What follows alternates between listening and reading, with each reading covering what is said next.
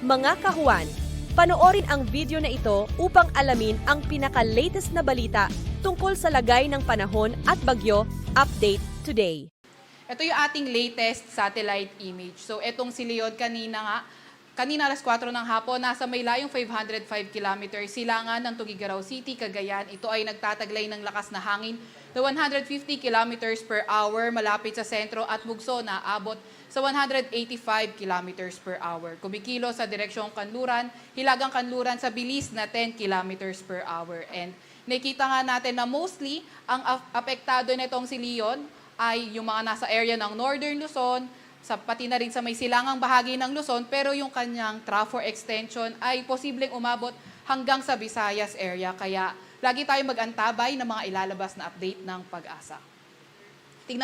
Tignan naman natin itong magiging track ni Leon. So itong yellow area na ito, yellow-orange area, ito yung may mga malalakas na hangin at least 39 kilometers per hour.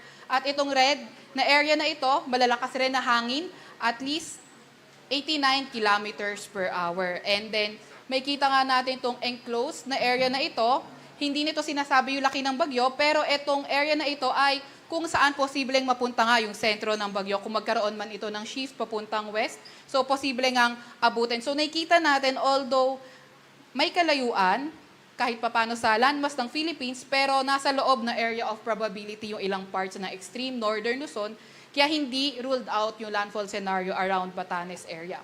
So, may kita nga din natin sa track, posible nga nitong pumunta sa may northwest direction bago mag-landfall sa eastern coast ng Taiwan. So may kita nga rin natin na around Thursday, ayun yung pinakamalapit si Leon sa may Batanes area. And then, kagaya nga na nabanggit natin kanina, hindi ruled out ang landfall scenario kay Batanes dahil nasa loob ito ng area of probability. Naasahan nga din natin na patuloy pang mag-i-intensify itong si Leon habang nasa karagatan ito, east ng Philippine Sea, and then likely, habang papalapit din ito sa Batanes, hindi natin nirule out or posible itong mapunta sa super typhoon category. So inaasahan natin posible itong lumabas ng ating Philippine Area of Responsibility Thursday evening or Friday early morning. So patuloy tayo mag-aantabay ng updates kung magkakaroon man tayo ng mga posibleng mga matitinding mga landfall events. So dahil nga dito kay Leon, nakataas ang tropical cyclone wind signal number 2 sa may Batanes, Babuyan Islands, mainland Cagayan, northern at eastern portion ng Isabela sa may Apayao, northern portion ng Kalinga, northern portion ng Abra at sa may Ilocos Norte. Signal number 1 naman sa nalalabing bahagi ng Isabela sa may Quirino, nalalabing bahagi ng Kalinga, Mountain Province sa may Ifugao, Benguet, nalalabing bahagi ng Abra, Ilocos Sur sa may La Union, eastern portion ng Nueva Ecija, sa may Aurora, northern at eastern portion ng Quezon, kabilang na ang Polillo Islands, sa may Camarines Norte, Camarines Sur, sa may Catanduanes, Albay, northern portion din ng Sorsogon. So, binabanggit nga natin na ang posibleng pinakamataas sa tropical cyclone wind signal na pwede nating maitaas during the passage of Leon ay pwedeng signal number 3 or 4. Pero pinakita nga natin kanina na posibleng maging super typhoon category itong si Leon, kaya hindi rin ruled out kung magtataas tayo ng signal number 5. Meron din naman tayong nilabas na heavy rainfall warning or meron tayong nilabas na weather advisory kanina alas 5 ng hapon. Ngayong hapon hanggang bukas ng hapon, asahan natin intense to torrential rains more than 200 mm sa Batanes at Cagayan, kabilang na ang Babuyan Islands.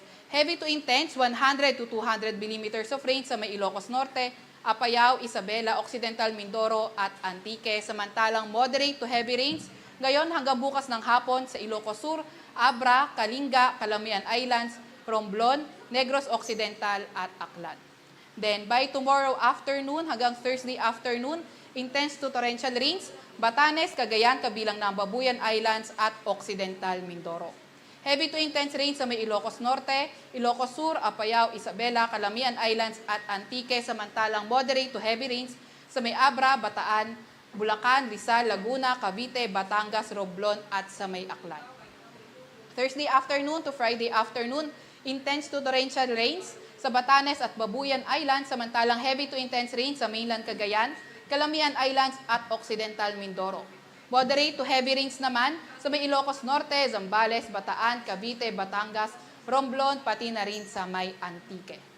Asahan din naman natin yung mga bugso ng mga malalakas na hangin ngayong araw sa may Bataan, Metro Manila, Calabarzon, Mimaropa, Bicol Region, Visayas, Dinagat Islands, Surigao del Norte at Camiguin. Bukas naman sa may Bataan, Metro Manila, Calabarzon, Mimaropa, Bicol Region, malaking bahagi ng Visayas at Dinagat Islands. At sa Thursday sa may Aurora, Quezon, Mimaropa, Bicol Region at sa may Dinagat Islands. Meron din tayong nilabas na gale warning and as of 5 p.m., meron tayong gale warning sa may Batanes, sa may Cagayan kabilang na ang Babuyan Island, sa may Isabela, Ilocos Norte, sa may Aurora, sa may Quezon kabilang na nga ang Polillo Island, Eastern Coast ng Camarines Norte at sa may Catanduanes. Kaya kung maaari, huwag muna tayong pumalaot sa areas na yan dahil magiging maalon hanggang sa napakaalon ng karagatan. Meron din naman tayong nilabas na storm surge warning. So, nilabas to kanina alas 2 ng hapon kung saan may storm surge warning tayo sa may Batanes at Cagayan area. So, advice natin sa mga communities na nakatira sa low-lying coastal communities ay manatiling malayo sa coast or sa beach, cancel all marine activities,